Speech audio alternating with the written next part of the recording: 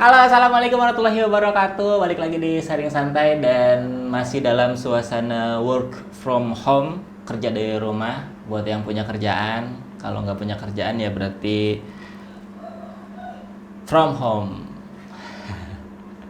Udah ada suara ayam nih, subuh-subuh syutingnya ya. Jadi kali ini gue mau ngebahas, iya sabar. Kali ini gue mau ngebahas tentang konten-konten yang lagi viral di sosial media, bukan masalah corona, bukan masalah ya Allah itu ayam.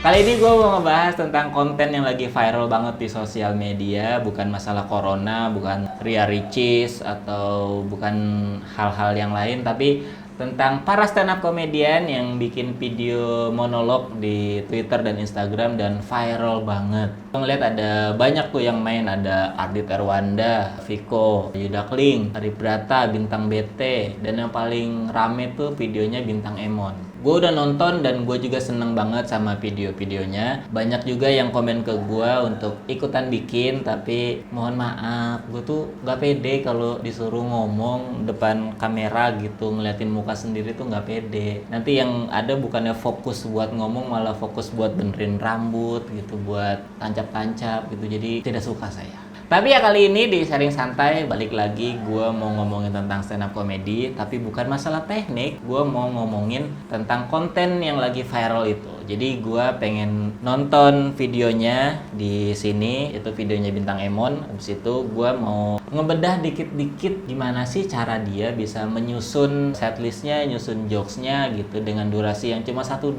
menit, tapi kok punchline-nya rapet banget, kok poinnya banyak banget yang bisa disampaikan, kok message-nya beneran jelas gitu, dan reaksinya juga sangat bagus dari orang-orang yang nonton. Dan sekarang waktunya langsung aja untuk nonton videonya. Mantap. Buat yang belum nonton videonya bisa nonton langsung di Instagramnya Bintang Emon, di IG TV-nya. Karena di sini gue mau nonton sambil di pause-pause gitu. Jadi sambil nonton sambil ngomentarin juga. Apa sih Instagramnya Bintang Emon? Bintang Emon. Lah, dia follow gue nggak follow dia. Follow dong IGTV. Oke, langsung aja kita tonton videonya. Buat yang pengen nonton juga, silakan. Teruntuk teman-temanku yang masih memiliki kewajiban untuk pergi keluar rumah, mohon hati-hati, kesehatannya dijaga. Dan untuk teman-temanku yang masih suka bilang, latang santai aja, nyawa kita di tangan Tuhan, wait paman boboho. Kalau emang itu prinsip ente, lu jongkok tengah jalan tol sambil bilang, nyawa kita di tangan Tuhan. Kalau nggak dicipokin Nova lu, emang. Ya gue seneng banget sama openingnya dia ya, yang ngasih apresiasi, atau apa ya, bukan apresiasi tapi pemakluman kepada orang-orang yang masih beraktivitas di luar sana untuk bekerja untuk hal-hal yang penting gitu. Dia mengucapkan respectnya dia ke orang-orang tersebut. Habis itu baru dibanting ke orang-orang yang tetap keluar rumah tapi dengan alasan yang sebenarnya nggak penting-penting banget gitu. Dan itu jadi permasalahan banyak orang saat ini. Jadi sebagai jokes opening itu tuh sangat tepat gitu, karena keresahan bersamanya dapet, orang gampang relate, orang gampang sepakat. Jadi mau dibanting ke arah manapun, orang untuk ketawa tuh lebih mudah. So iya banget gitu komentar gue. Oke, lanjutin lagi videonya. Emang nyawa kita di tangan Tuhan, cuma kan harus usaha. Nah, ini sesuatu poin juga, salah satu opini atau argumen yang dilempar sama Bintang Emon di awal setupnya gitu. Jadi kalau mau main cepet gini tuh alurnya harus cepet-cepet maju gitu, jangan terlalu bertele-tele di satu pembahasan doang, tapi pembahasannya tuh harus dimajuin, jadi alurnya tuh tetap terasa ada tambahan lagi gitu. Nah ini gue sih seneng gitu liatnya ya. Jadi dia bilang tadi apa sih, maut di tangan Tuhan tapi kita juga harus usaha. Nah itu kan setupnya gitu. Tanya, ada ikhtiar sebelum tawakal. Nah makanya lu pas pelajaran agama jangan main kiu-kiu, lu kagak masuk di kepala lu.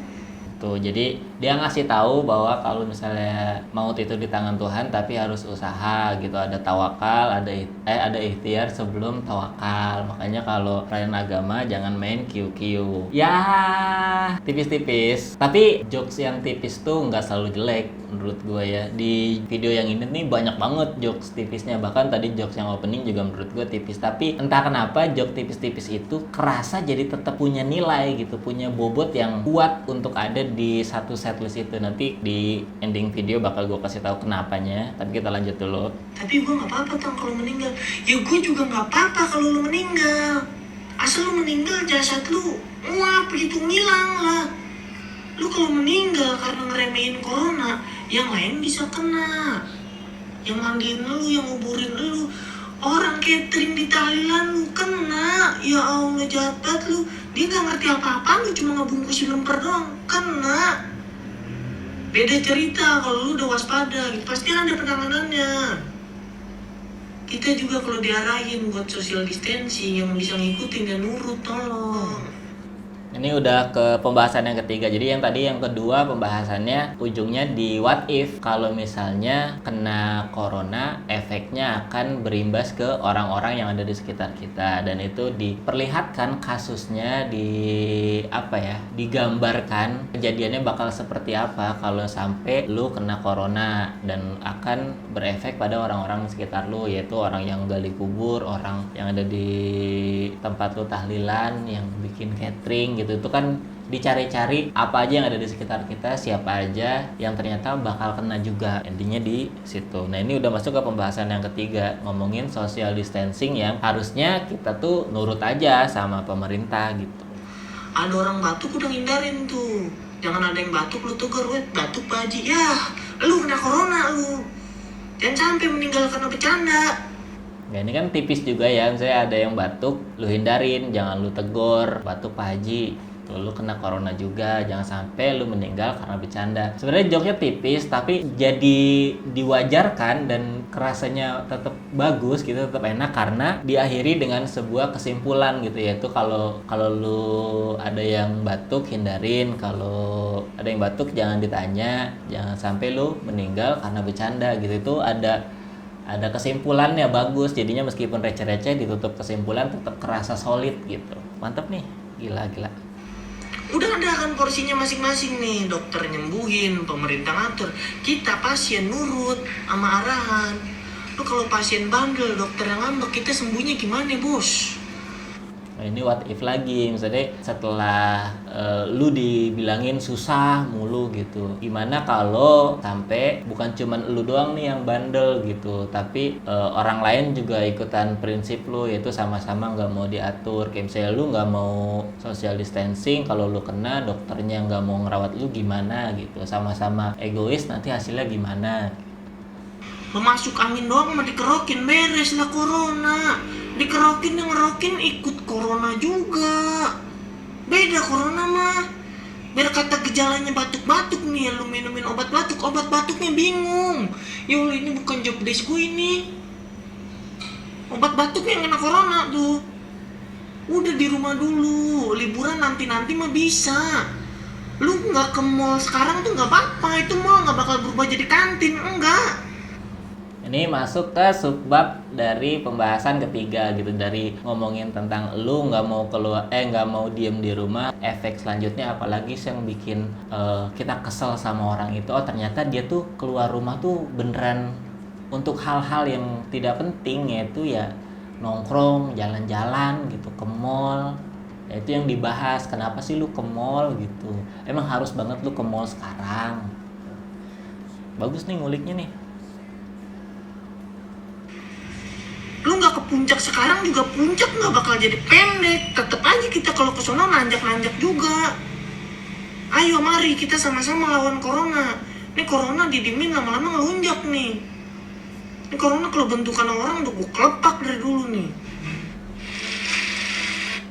Udah. Oke, jadi itu dia tadi videonya Bintang Emon yang lagi viral banget di seantero sosial media, luar biasa sekali. Dan menurut gue sih emang dia layak banget lah untuk dapat respon yang begitu luar biasa dari para netizen di sosial media, karena setlistnya di video itu emang bagus banget kecuali closingnya.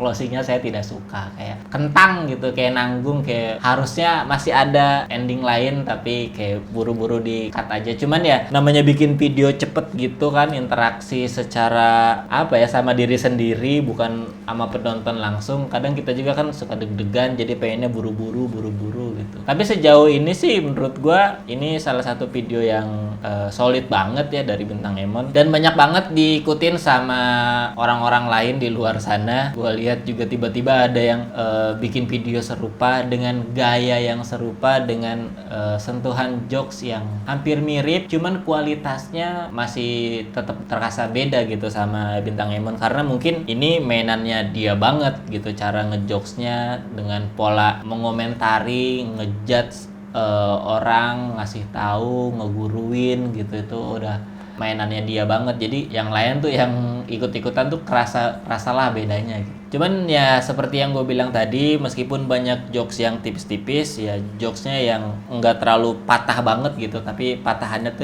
yang penting ada patahannya gitu. Tapi tetap kerasa solid, tetap kerasa bagus, karena satu sama lain antar jokesnya itu mendukung gitu, mendukung alurnya maju, mendukung situasi jokesnya tersebut. Patahannya juga nggak kemana-mana, tetap seputar hal yang itu. Jadi kalau main verbal tuh memang enaknya gitu sih, mau tipis mau enggak kita tetap bisa lanjut aja gitu. Jadi kerasanya tetap enak aja. Nah mungkin buat teman-teman di luar sana yang juga terinspirasi untuk bikin konten serupa, dipastiin aja gitu untuk ngatur flow-nya tuh harus bagus banget. Jadi tahu openingnya mau bahas apa, endingnya mau nyampe mana, terus jokesnya mau apa aja, itu tuh beneran ditulis dulu, beneran diapalin dulu, intonasinya juga dijaga banget, stay on the beat-nya juga tetap diperhatiin, jadinya bisa sebagus itu. Makanya gue sampai sekarang nggak mau bikin video yang kayak gitu, karena gue ngerasa gue udah mah nggak bisa gitu dari HP terus disuruh ngomong cepet-cepet, nggak ada audiensnya, bingung gitu. Padahal bikin jokesnya mah bikin gue kalau tentang corona gitu, bikin aja. Cuman untuk di publish, untuk di share tuh kayaknya takut gitu. Dan buat orang-orang juga yang lagi pada seneng gitu, yang mau belajar stand up comedy, mungkin nanti setelah krisis ini berakhir bisa gabung ke komunitas untuk bikin materi yang lebih bagus lagi, yang bisa lebih solid lagi gitu, dan lebih pede lagi. Siapa tahu kan nanti ada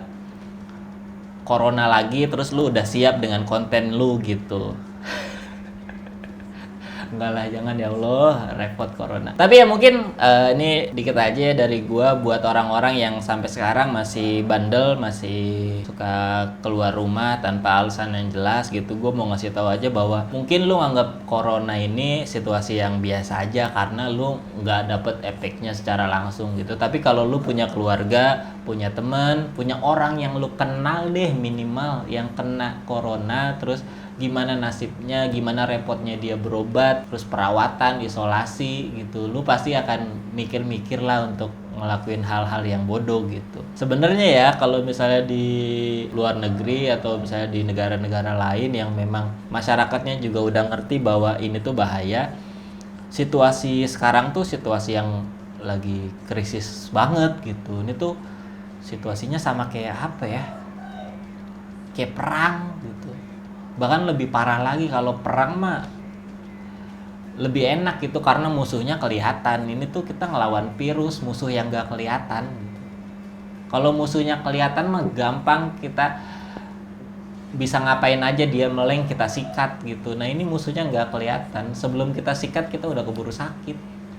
Jadi ya buat teman-teman yang masih bandel gitu ya, tolonglah diikutin lah anjuran pemerintahnya gitu, karena itulah salah satu cara untuk menghentikan corona gitu. Himbauan untuk di rumah aja tuh bukan berarti nggak boleh keluar sama sekali, kok boleh gitu. Untuk sesuatu yang memang harus keluar, gue juga suka keluar, suka beli rokok, beli makan, habis itu cabut lagi ke rumah gitu. Buat orang yang punya kerjaan, ya keluar nggak apa-apa gitu ya. Kalau emang kerjaan lu adalah kerjaan yang memang harus dilakuin di luar rumah, ya udah. Kan repot juga kalau kerjaan lu mancing ikan tapi lu dalam rumah ya kan. Mau mancing ikan apaan lu? Ikan mateng. Ikan mateng mah gak usah dipancing, di sendok juga pasrah gitu. Jadi ya, kayak lagi buat teman-teman di luar sana, stay safe, jaga kesehatan, jaga lingkungan, dan sampai ketemu lagi di video-video santai, sharing santai, sharing santai selanjutnya. Dadah.